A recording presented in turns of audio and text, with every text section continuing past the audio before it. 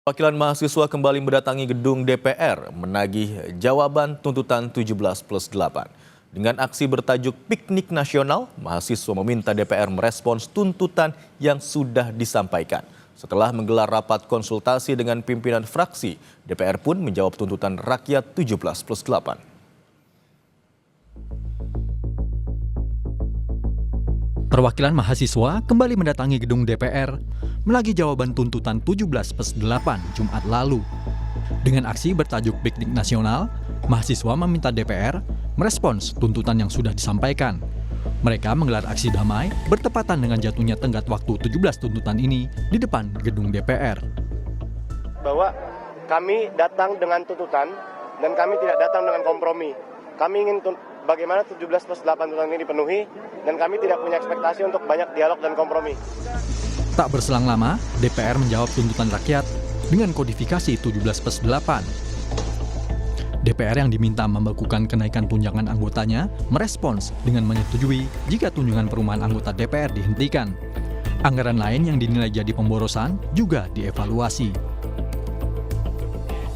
DPR RI menyepakati menghentikan pemberian tunjangan perumahan anggota DPR RI terhitung sejak tanggal 31 Agustus 2025. Yang kedua, DPR RI melakukan moratorium kunjungan kerja ke luar negeri DPR RI terhitung sejak tanggal 1 September 2025 kecuali menghadiri undangan kenegaraan.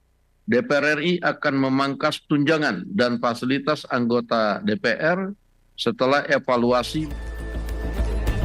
17+8 tuntutan rakyat menjadi pekerjaan rumah bagi pemerintah dan DPR imbas dari keresahan yang selama ini dirasakan publik. Mulai dari sektor ekonomi, penegakan hukum, hingga peran TNI di ranah sipil. Menurut para pegiat media sosial, yang membawa tuntutan rakyat 17+8, ini momen bagi seluruh warga dari segala lapisan ikut bersatu mengawal kinerja pemerintah demi kesejahteraan bersama.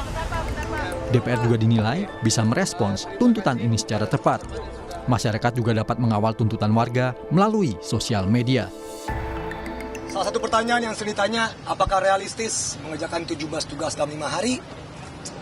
Pertama, tuntutan-tuntutan ini bukan dibagi ke satu lembaga.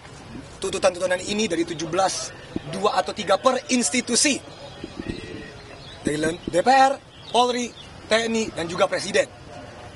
Dan kalau kalian masih ingat teman-teman reporterku, tahun lalu di 22 Agustus, pasca putusan MK RUU Pilkada, bisa kok dikerjain dalam 1 malam saja? Sudah banyak sekali website yang men-track website organik yang dibikin oleh banyak sekali dari masyarakat sendiri, dan kita bisa nge-track sama-sama. Di situ ada checklistnya, ada yang sudah dilakukan, ada yang belum dilakukan, dan sebagainya. Jadi kita semua bisa mantau bareng-bareng, kita bisa lihat website-website, bisa di-search di sosial media juga, bisa di-search di Google, dan kita bisa mantau bareng-bareng supaya jangan sampai berhenti di sini.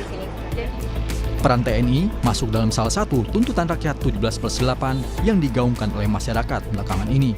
Dan atas tuntutan rakyat itu, TNI menegaskan menghormati apa yang menjadi aspirasi rakyat dan menegakkan kebebasan dalam berdemokrasi. Kapus Pen TNI, Brigjen Freddy Ardiansah menjelaskan, TNI akan melakukan apapun yang menjadi keputusan terbaik untuk militer. TNI sangat menghormati betul apa yang disampaikan masyarakat lewat aspirasi mereka. Tim Liputan, Kompas TV.